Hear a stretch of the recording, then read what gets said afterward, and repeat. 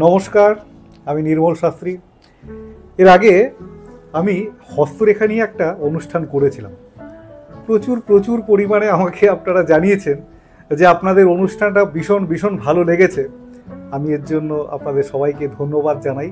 Actually কোনো অনুষ্ঠান যদি ভালো লাগে তবেই তো আমার সার্থকতা, তবেই তো আমার করার একটা আলাদা আগ্রহ, একটা এনার্জি পাই। কারণ আপনাদের ভালো লাগাটাই হচ্ছে আমার কাম্য। তো আপনাদের খুব ভালো লেগেছে এই হস্তরেখার অনুষ্ঠানটা দেখে। তো আমাকে আপনারা জানিয়েছেন যে স্যার বিবাহ রেখা নিয়ে আপনি একটা অনুষ্ঠান করবেন বলেছেন, তো ওটা যদি করেন তাহলে আমরা কিন্তু অনেকেই উপকৃত হই এবং আমাদের নিজেদের বিবাহ রেখা সম্বন্ধে আমরা নিজেরা কিন্তু জানতে পারি। তো আপনাদের সবার রিকোয়েস্টে তো আজকে বিবাহ রেখা নিয়ে কিন্তু আলোচনা করব। বিবাহ রেখা নিয়ে আলোচনা করতে গেলে একটা জিনিস বলি যে হাতের প্রধান বেশ কিছু রেখার মধ্যে বিবাহ রেখাটা কিন্তু একটা অন্যতম রেখা। এই রেখা কিন্তু আমাদেরকে নির্দেশ করে আমার বিয়ে কখন হচ্ছে এবং কি প্রকার হচ্ছে, বিবাহ বিচ্ছেদ হচ্ছে কিনা, বিবাহটা প্রণয়মূলকভাবে হচ্ছে কিনা, বা আমার জীবনে একাধিক বিবাহ যোগ আছে কিনা, বা আমার জীবনে প্রণয় অর্থাৎ লাভ সেই জায়গাটা কি প্রকার। সমস্ত জায়গা কিন্তু আমরা কোন জায়গা থেকে বিচার করব, আমরা ফার্স্ট আমাদের হাতের অবস্থানটা দেখিয়ে দিই, তাহলেই কিন্তু আমরা বোঝাতে সুবিধা হবে আমাদের যে টোটাল বিষয়টা আমরা কোথা থেকে দেখব। তো হাতের রেখার প্রধান যে এই যে স্থানটা, এই স্থানটা থেকে কিন্তু আমরা বিবাহ রেখা, এখানে দেখবেন একাধিক রেখা কিন্তু এখানে থাকতে পারে। একাধিক রেখার মধ্যে প্রধান যে বড় রেখাটা সেটাই কিন্তু হচ্ছে বিবাহ রেখা। একাধিক রেখা থাকতে পারে, প্রধান যে বড় রেখা সেই রেখাটাই হচ্ছে কিন্তু বিবাহ রেখা। এই বিবাহ রেখা যদি কোনোভাবে আপনার মাথাটা ওপর দিকে উঠে যায়, মাথাটা যদি কোনোভাবে ওপর দিকে উঠে যায়, তাহলে আপনি সেই জাতকের চার্ট দেখে আপনি বলে দিতে পারবেন যে আপনার বিয়ে হবে না। এই রেখা, প্রধান রেখাটা যদি কোনোভাবে ওপর দিকে উঠে যায় তাহলে আপনি বুঝে নেবেন ওপর দিকে অর্থাৎ বুধের দিকে, বুধের স্থানের দিকে যদি উঠে যায় আপনার বিবাহ হবে না। আর এই রেখা যদি আপনার নিম্নগামী হয় অর্থাৎ নিচের দিকে চলে যায় তখন কিন্তু জানবেন আপনার প্রণয়মূলকভাবে অর্থাৎ লাভ ম্যারেজ হবে, আপনার লাভ ম্যারেজ হবে।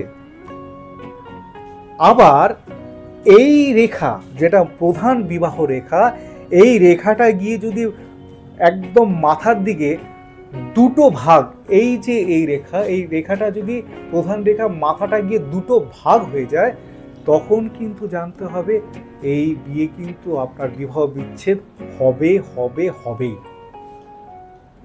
তার মানে এই যে এই একই রেখার কত রকম ধরন, কত রকম ভাবে আমরা প্রেডিকশন করব। আবার এই প্রধান রেখা যত বুধের কাছাকাছি হবে আপনি জানবেন আপনার বিবাহ তত বিলম্বে হবে, তত দেরিতে হবে, এটা কিন্তু জানবেন।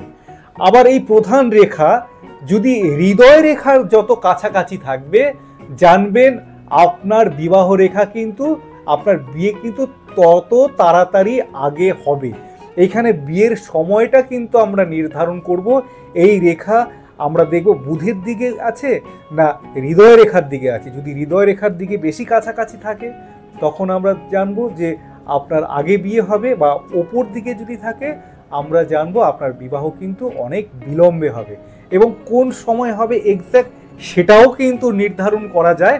সেটার জন্য এখানে আরো অনেক ছোট ছোট একাধিক রেখা রয়েছে, সেই রেখাগুলো দেখে কিন্তু আপনাকে নির্ধারণ করতে হবে যে আপনার বিয়ে কোন সময় আপনার হচ্ছে। তারপরে এই বিবাহ রেখায় যদি কোনো প্রকার তিল থাকে, সেটা যদি মেল চার্ট ফিমেল চার্ট যে কোনো চার্টে প্রধান এই রেখায় যদি তিল থাকে সেই ক্ষেত্রে ছেলেদের ক্ষেত্রে বলবো স্ত্রী বিয়োগ যোগ এবং মেয়েদের ক্ষেত্রে বলবো বৈধব্য যোগ, এই যোগ কিন্তু থাকেই। তার মানে বুঝতে পারছেন এই রেখা আমাদের সমস্ত রকমভাবে কিভাবে নির্দেশ করে যে আমার আগামী দিন বৈবাহিক ক্ষেত্রে কি প্রকার সমস্যা হতে পারে।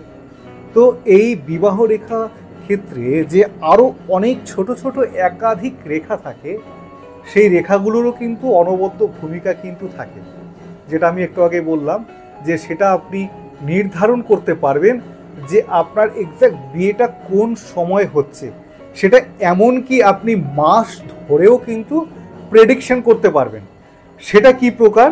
সেটা হচ্ছে আপনি যখন দেখবেন কখনো কখনো কিছু রেখা আপনার অত্যন্ত উজ্জ্বল, অত্যন্ত পরিষ্কার হয়ে ওঠে। দেখবেন অনেকে আমরা বলি যে বিয়ের ফুল, সেটা ছেলেদের ক্ষেত্রে বা মেয়েদের ক্ষেত্রে এটা দেখা যায় যে কোনো মেয়েদের ক্ষেত্রে বা কোনো ছেলেদের ক্ষেত্রে বিয়ে যদি আসন্ন হয়, অর্থাৎ 2-4 মাসের মধ্যে বা 6 মাসের মধ্যে বিয়ে, তার চেহারার মধ্যে কিন্তু একটা আলাদা জ্যোতি, চেহারার মধ্যে কিন্তু আলাদা একটা জৌলস কিন্তু বোঝা যায়। কেন বলুন তো? তার মানে সেই সময় তার মধ্যে শুক্রের অবস্থান খুব স্ট্রংলি তার মধ্যে মঙ্গলযুক্ত হয়েছে, তবেই তো বিয়ে হচ্ছে। কারণ অ্যাস্ট্রোলজিক্যাল দৃষ্টিভঙ্গিতে তো বিয়ে করাতে মঙ্গল শুক্রের ভূমিকাই দরকার, সেক্ষেত্রে 2-7-11 কানেকশন দরকার। তার মানে শুক্র আর মঙ্গল আপনার খুব সক্রিয় হয়েছে, যার জন্য চেহারার মধ্যে আপনার একটা জৌলস ফুটে উঠেছে, অর্থাৎ আপনার বিয়ের ফুল ফুটেছে। ঠিক তেমনি আপনার হাতে রেখারও কিন্তু আপনার বিয়ের ফুল ফোটার মতন অবস্থান কিন্তু কাজ করে।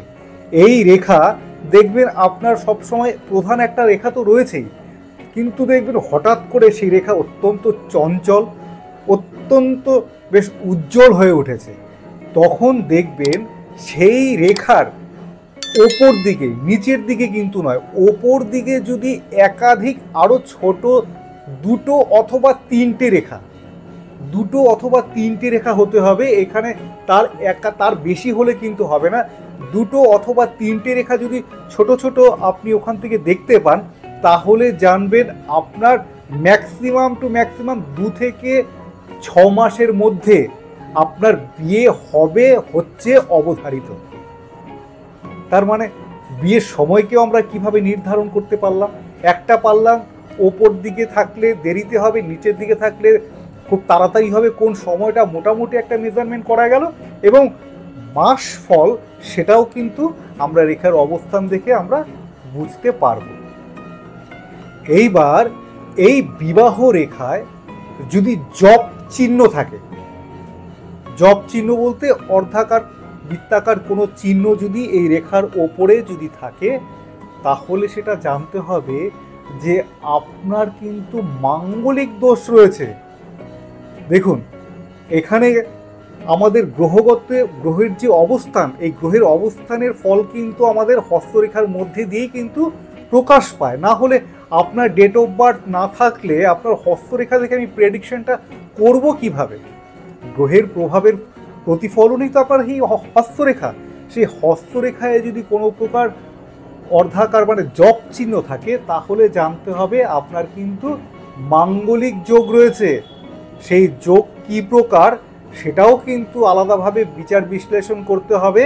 সেই জপটা কি ওপর দিকে রয়েছে না জপ চিহ্নটা নিচের দিকে, অর্থাৎ এই রেখার জপ চিহ্নটা যদি ওপর দিকে থাকে তাহলে এক প্রকার মাঙ্গলিক, নিচের দিকে থাকলে কিন্তু তখন আরেক প্রকার মাঙ্গলিক দোষকে নির্দেশ করছে।